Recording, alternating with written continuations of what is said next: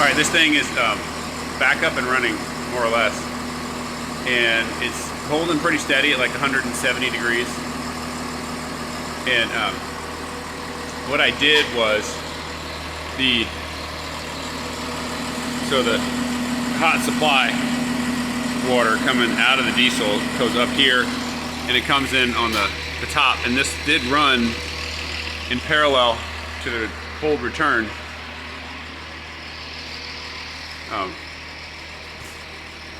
And the supply would go up in here. I took it out and put a gauge in, and I just basically took that out.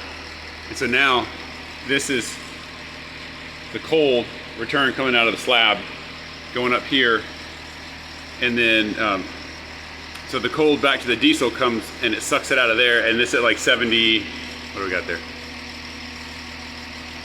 Yeah, 70 degrees or so, which is more or less the same as what's got on the floor.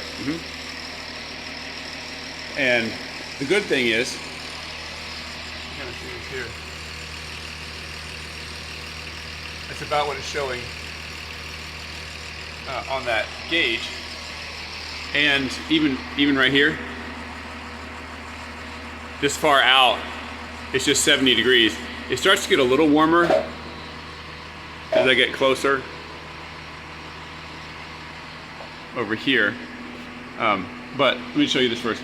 So I put a 45 in here, and instead of it running straight back over that way and only having a 6-inch nipple in between the hot and the cold, then I ran it diagonal across the mechanical room. There's my valve. I had to put a union in, obviously, and another one over there.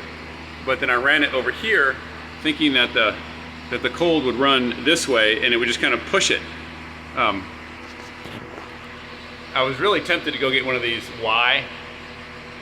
It's not a T, but it's a Y. So it's a 45 degree, instead of a 90 degree coming out, it's a 45 out that way. And I would have put the pipe up parallel with that one and kind of run it in that way to force the flow that way. But it was kind of an expensive part. I had to wait for it. I didn't want to do it. So I figured I'd just try it this way. And it worked because it's warmer on that side of the pipe. And you see right here, coming into its 150, and it gets mixed with some of the cold water right there, and it goes across and it's 120, and then out here going to the boiler, then it's 120 again. It's like over here someplace it is. Yeah. So it's good.